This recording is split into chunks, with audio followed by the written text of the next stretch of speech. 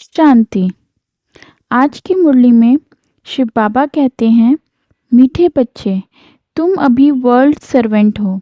तुम्हें किसी भी बात में देह अभिमान नहीं आना चाहिए। आज का प्रश्न है, कौन सी एक आदत ईश्वरीय कायदे के विरुद्ध है जिससे बहुत नुकसान हो सकता है? इसका उत्तर शिव बाबा ने दिया, कोई भी फिल्मी कहानियाँ सुनना व पढ़ना, नॉवेल्स पढ़ना, ये आदत बिल्कुल बेकायदे है। इससे बहुत नुकसान होता है। बाबा की मना है, बच्चे तुम्हें ऐसी कोई किताबें नहीं पढ़नी है। अगर कोई बीके ऐसी पुस्तक पढ़ता है तो तुम एक दो को सावधान करो। इसके आगे शिव बाबा कहते हैं, ये सतयुग के फर्स्ट प्रिंसेस हैं। कभी राधा कृष्ण किसके ख्याल में भी नहीं आएगा कि ये कहाँ से आए। सतयुग के आगे ज़रूर कलयुग होगा। उन्होंने क्या कर्म किए जो विश्व के मालिक बने? भारतवासी कोई इन्हों को विश्व का मालिक नहीं समझते हैं।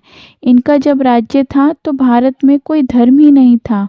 अभी तुम बच्चे जानते हो, बाप हमको राजयोग सिखा रहे हैं। हमारी एम ऑब्जेक्ट यह है। भले मंदिरों में उन्हों के चित्र आदि हैं, परंतु ये थोड़े ही समझते हैं कि इस समय यह स्थापना हो रही है। तुम्हारे में भी नंबरवार समझते हैं, कोई तो बिल्कुल ही भूल जाते हैं। चलन ऐसी होती है जैसे पहली थी। यहाँ समझते तो बहुत अच्छा है, यहाँ से बाहर निकले खलास। सर्विस का शौक रहना चाहिए। सबको ये पैगाम देने की युक्ति रचें। मेहनत करनी है, नशे से बताना चाहिए। शिव बाबा कहते हैं, मुझे याद करो तो पाप मिट जाएंगे। हम एक शिव बाबा के सिवाय और किसको याद नहीं करते हैं। धारणा के लिए मुख्य सार। एम ऑब्जेक्ट का चित्र सदा साथ रखना है। नशा रहे कि अभी हम श्रीमत पर विश्व का मालिक बन रहे हैं।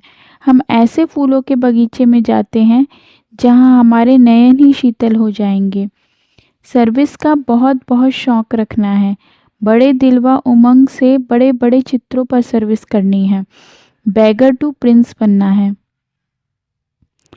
आज का वरदान, कर्मों की गति को जान, गति सदगति का फैसला करने वाले मास्टर दुख हरता सुख करता भव। अभी तक आपने अपने जीवन की कहानी देखने और सुनाने में बिजी रही हो, बल्कि हर एक के कर्म की गति को जान, गति सदगति देने के फैसले करो। मास्टर दुख हरता सुख करता का पार्ट बजाओ। अपनी रचना के दुख अशांति की समस्या को समाप्त करो। उन्हें महादान और वरदान दो। खुद फैसिलिटी सुविधाएं ना लो, अब तो दाता बनकर दो। यदि सैल्वेशन के आधार पर स्वयं की उन्नति व सेवा में अल्पकाल के लिए सफलता प्राप्त हो भी जाए तो भी आज महान होंगे, कल महानता की प्यासी आत्मा बन जाएंगे। आज का स्लोगन, अनुभूति ना होना युद्ध की स्टेज है, योगी बनो योद्धे नहीं। अव्यक्त इशारे। अशरीरी व विदेही स्थिति का अभ्यास बढ़ाओ। जैसे ब्रह्मा बाप अव्यक्त बन विदेही स्थिति द्वारा कर्मातीत बने तो अव्यक्त ब्रह्मा की विशेष पालना के पात्र हो। इसलिए अव्यक्त पालना का रेस्पॉन्ड विदेही बना कर दो। सेवा और स्थिति का बैलेंस रखो। विदेही माना देह से न्यारा। स्वभाव, संस्कार, कमजोरियां सब देह के साथ हैं और देह से न्यारा हो गया तो सबसे न्यारा हो गया। इसलिए यह ड्रिल बहुत सहयोग देगी। इसमें कंट्रोलिंग पावर चाहिए। ओम शांति।